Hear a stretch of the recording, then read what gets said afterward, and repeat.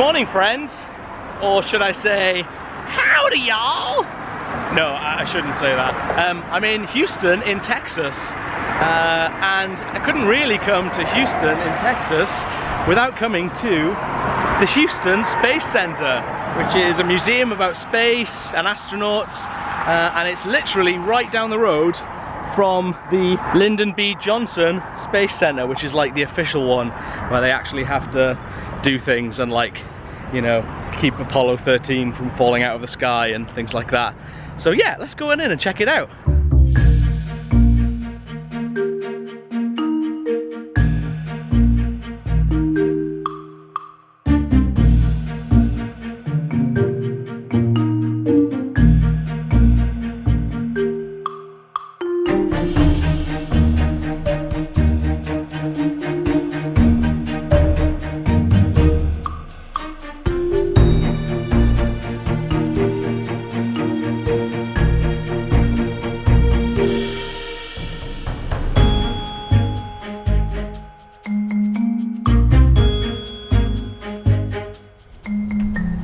I'm experimenting with a new filming method today, which is my GoPro on a gimbal with an external mic. I don't know if it's really going to work, but it allows me to show incredible stuff like that. Just look at the size of that. Not even just the Independence on top, but this carrier, which is that 747? I'm sure we'll find out. Some big Rolls Royce or engines or something like that on there. That's just insane. Now I'm pretty sure that that is actually just a replica of Independence, but still, come on. Let's get up close and personal. We need to go check this out. So here we are, ticket office. Price is $31 for adults, but I got a little ticket for $16 in my motel. Quids in. Check for prices, your mileage may vary. Okay, so inside, this place is magical. Look at all this space stuff. This is insane. Also, pretty damn good test of this new GoPro with gimbal setup, as it's pretty low light in here. So can't wait to see how this turns out. If you like it, leave a comment. It's YouTube after all.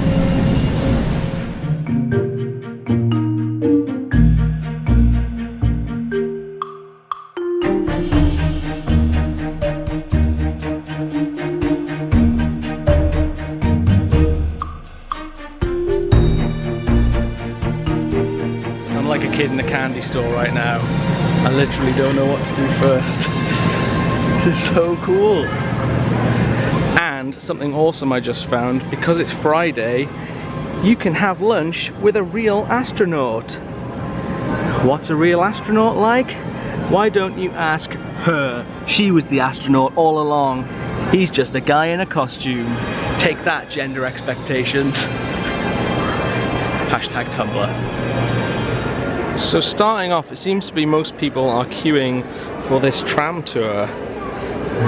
You can do the white tour, which takes you to the Shuttle Avionics Lab, and the red tour, which takes you to Building 9, the training facility. Both also incorporate the rocket park and the Saturn V, which is probably going to be the biggest thing I've ever seen. The white tour is for loading and unloading only.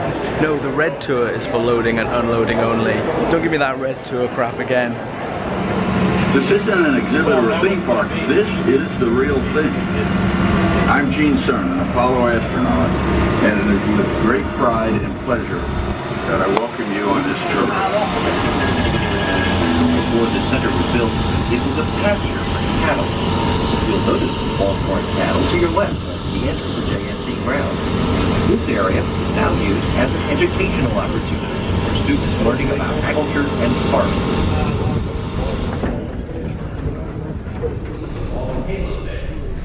230 miles of wiring, advanced computer systems, and 1,750 black boxes. All of these components are exact replicas of the equipment on an actual flying orbiter. a 60-foot long payload. This place is huge.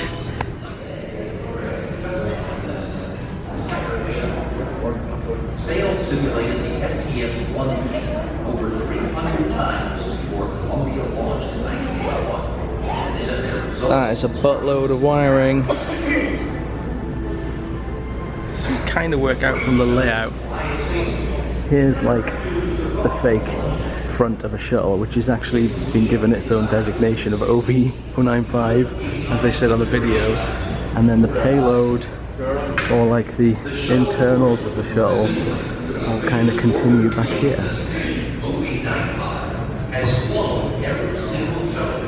So they can literally fly missions from the ground in as near to accurate test conditions as possible, and throw some spanners in the works and see how they cope. Look at that. I feel like I'm missing the point coming in here with all this space tech and then being amazed by these like old school tape drive machines, but this is pretty awesome.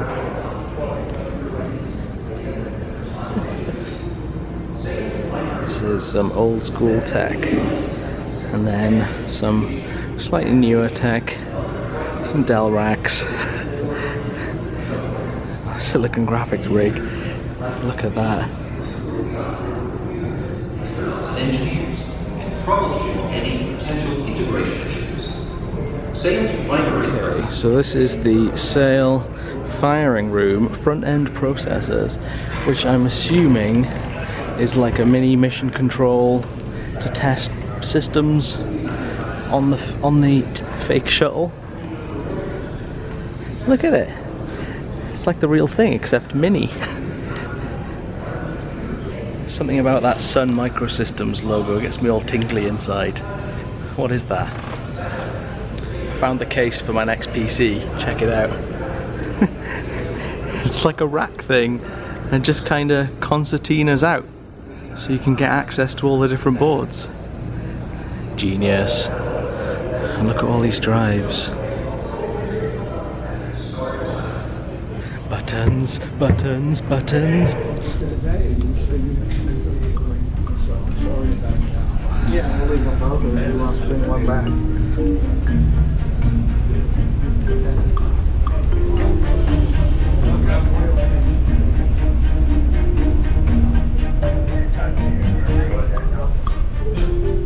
Got everything on BNC, yeah? That makes it nice and easy. Patch in, stick a compressor on the vocals, or just being silly now.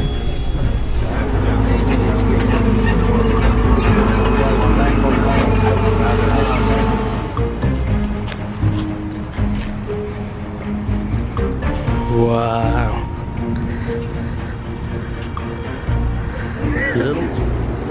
This is one of the engines from the Saturn V first stage. Huge. Look at the size of that thing! That tubing's got Colin Furze written all over it. Colin Furze could get us back to the moon. I see you, little plant growing out at the top there. Been there for a while, everybody.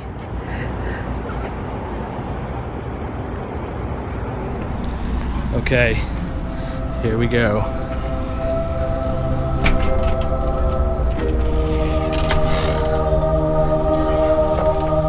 Oh my goodness.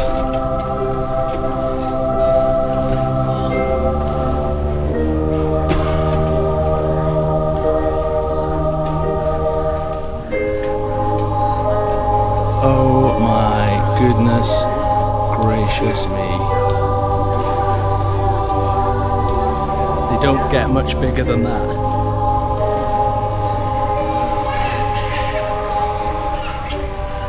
Flipping heck, ma'am. This thing is huge. That's not even the first stage. Oh my word. Oh my word. Like, you can't even, like, I'll try and keep some people in the shot so that you can kind of frame up and get a sense of perspective. This thing is colossal. Absolutely colossal. This is just unbelievable. Now, like I mentioned, I do have a weird kind of megaphobic fear of big things, but for whatever reason, like, I'm not quite feeling it with this. I just feel proud of humans. Do you know what I mean? Like, this is just another level. Look at those rocket motors. That's insane.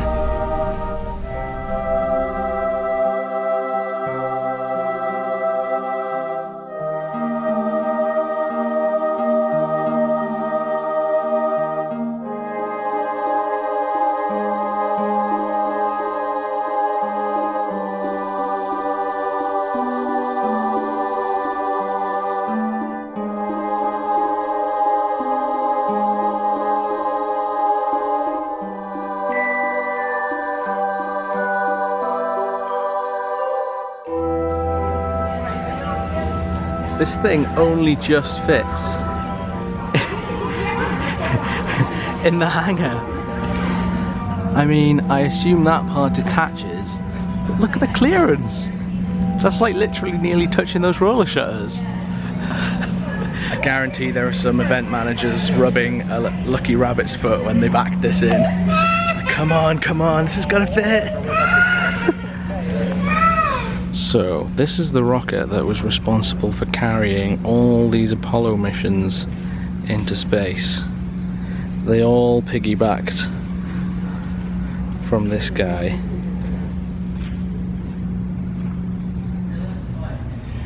Just checking out this Apollo 1 section, which, as we know, ended in tragedy when the capsule caught fire during a test. But I really kind of dig this quote from Virgil Gus Ivan Grissom. He says, "We are in a risky business and we hope that if anything happens to us, it will not delay the program. The conquest of space is worth the risk of life." That is quite a statement when you're faced with 3 fatalities in a test. But I think it just goes to show what the whole idea of NASA is. It's, you know, betterment of humanity, whatever the costs, which is really admirable. All the sections were individually brought separately.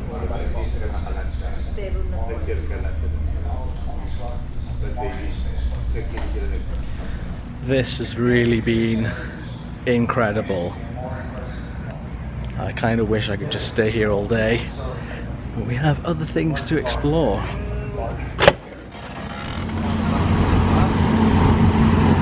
Number 10. The Space Environment Simulation Laboratory houses 2 very large vacuum chambers, both of which are National Historic Landmarks. No way. The larger chamber A, is used to test spacecraft. Chamber B is used to test spacesuits. Next to that, you'll see some large gas storage tanks, which hold liquid nitrogen, kept at 320 degrees below zero.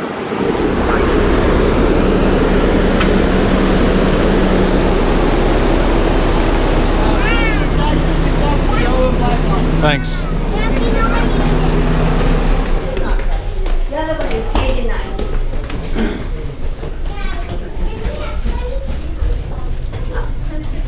Wow. This is the least crowded tour that I've ever had.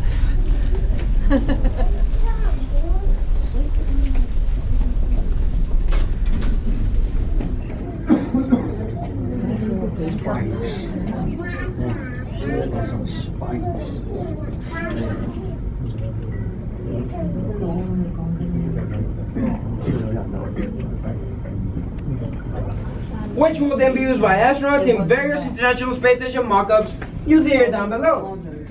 Among this includes living quarters, laboratory modules, storage modules, the solar array joint, and an airlock that allows our astronauts to enter and exit for spacewalks.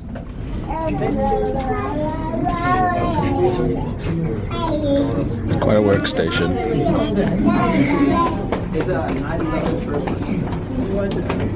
Oh, my God. And there's a bunch of people walking down the corner.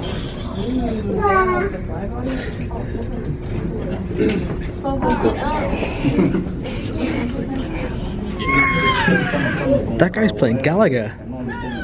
However, it is traveling at an incredible speed of 17,500 miles per hour. Which is what the only 5 miles per second. 5 miles per second. Half an hour. The Orion spacecraft will take you vacuuming and cleaning. Oh, okay. So it's a robotic made. There you go. Valkyrie online. Val. What they're trying to do with R2 is they're trying to eliminate having astronauts do spacewalks. So this robot can actually be controlled by astronauts by putting on a helmet. Now what's also pretty neat is if you look over here to y'all's left, you'll see this blue cage. This is known as the Argus trainer. Now you're actually very lucky because for about the past couple of years they've actually had this closed. It has about 14 days of living supplies, and it also comes with its very own astronaut suit. Now it usually takes about 2 hours to put on an astronaut suit with the help of another astronaut. These, however, have a huge backpack on the back of them, and basically what those rectangles on the back are for is the astronauts will back up into them.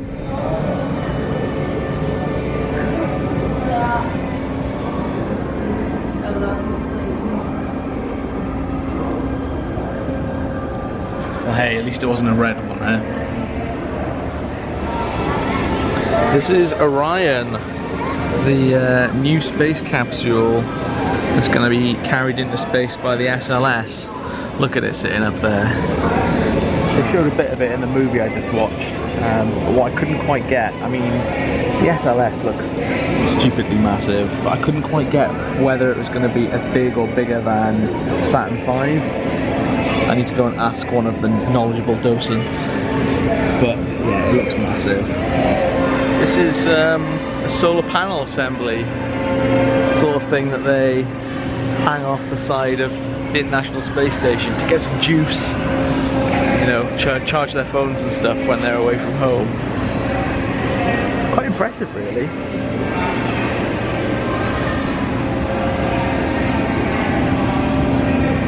Just sat in on a great IMAX movie about going into space, and they were talking about how the new space craft that they're designing is gonna maybe have an inflatable living quarters, and they mentioned something about, oh, it'll be safe from debris, space debris, but I see stuff like this, I kind of think, like, how safe can an inflatable thing really be from space debris? Like this one, right, this 4-inch thick piece of aluminium was hit by a 1-inch, half-ounce plastic cylinder, not even metal, at like 15,000 miles per hour, and it left that. I'm not so sure about this inflatable thing. They're gonna have to prove it to me, I think. Anyway, really good film. Now I'm gonna sit here and watch a bit of this living in space show. What is your name? And where are you from, Ethan? Alrighty, well, welcome to Space in Houston. Audience members, round of applause for Ethan, please.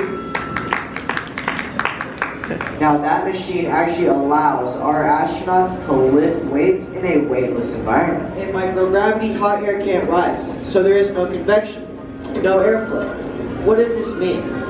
Well, as you can see, the flame will burn in a round globe shape instead of what we're used to here on Earth.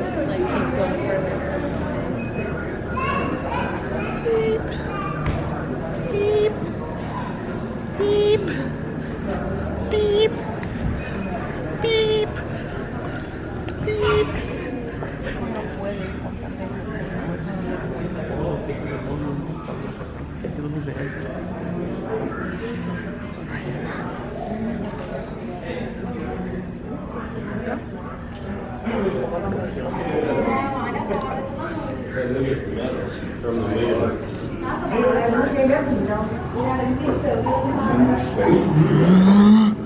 Do I dare? Oh, it's Mooney. Cheese. I knew it.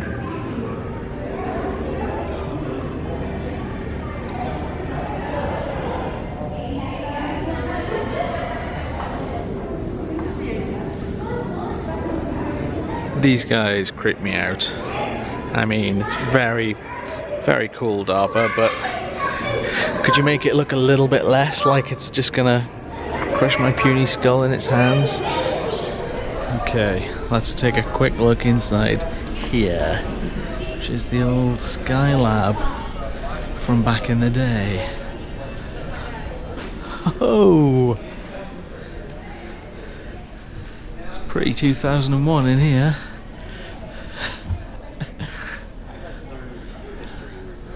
That's amazing. It's so big.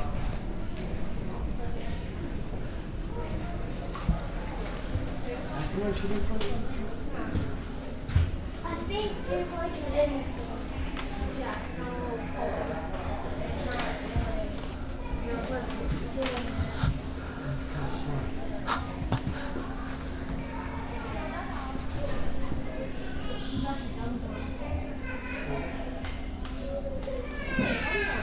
Okay, time to go see the big boys.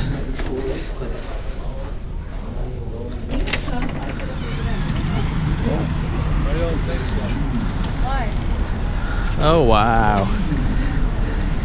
Yeah, this thing is massive.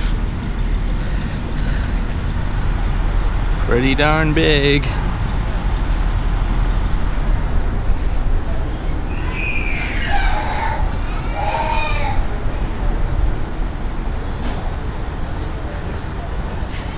Whew. That's a big old set of wings on top of a big old set of wings. This thing is huge.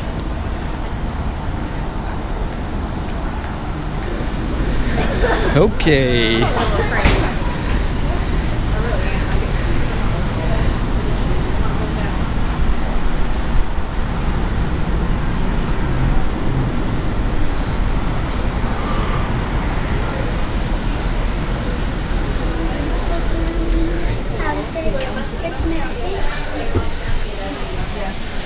Wowee. That's a whole lot of buttons.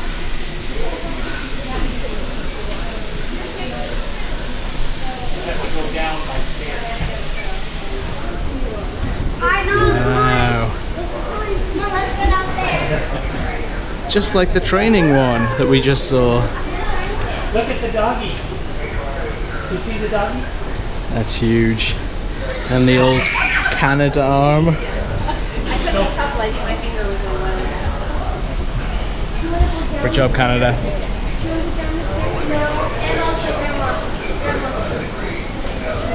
Gyro-stabilized binoculars. A bit like this video. Thanks, gyros.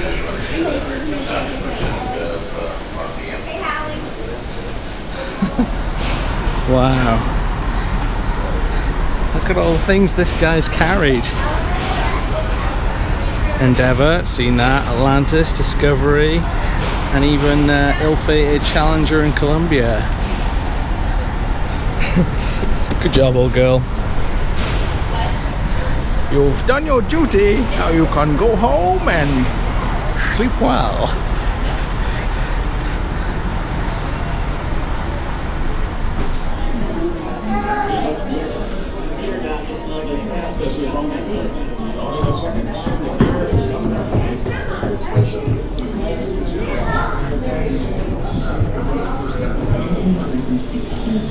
Kind of forget you're walking in a 747.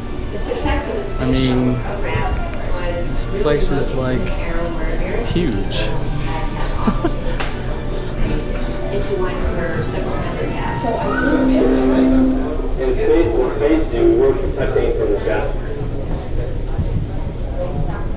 Wow, that was impressive.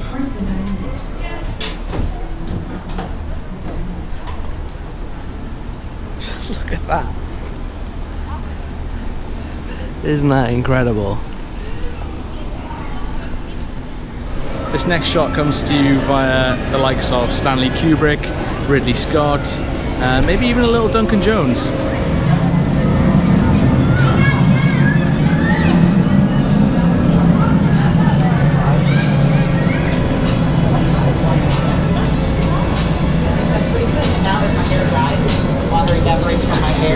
It's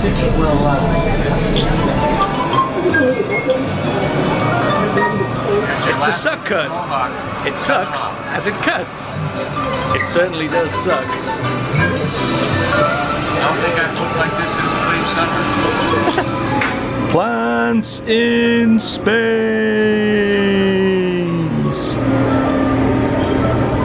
Oh, how are you doing, little fella? Oh, look at you, you're shaking. It's okay. It's alright, nothing to be afraid of.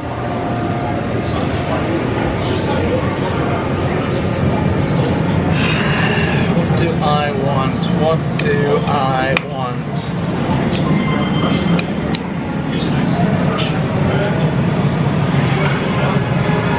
Oh! Hannah! My candy! Ah! What a world! What a world! Ah! They'll clog the instruments! Oh! Why does everything I love get sucked into a vacuum chamber? Well, that was pretty great. Had a fantastic time, well worth the $16 admission. If you're ever in the area, get down and try it out. So here's what I took away. Firstly, Orion is the next big thing. That and the SLS are theoretically going to get us to Mars, they hope by 2030, which seems not that far away. The other thing I took was that apparently Mars is only going to take 6 months for someone to get to. I thought it'd be much longer than that. I don't know why. But 6 months there, 6 months back. All in all, testing, colonizing, whatever they're going to do. They reckon people could be away for like 3 hours. People could be away for like 3 years at a time, which is kind of crazy. The other thing I found out was that apparently cell growth in zero gravity is incredibly accelerated, because a lot of new cells on Earth kind of collapse under their own weight, but in space obviously sometimes there's no gravity, so they can literally, you know, expand as much as they want, which leads me to wonder what a person born in zero gravity would look like. Would they be like superhuman? Is that how you get Superman? It's crazy. Anyway, one last look at this guy, and then for me it's off to my next adventure. Thanks ever so much for watching today, and tune in for more adventures next time. Until then, from me and that guy, see you later.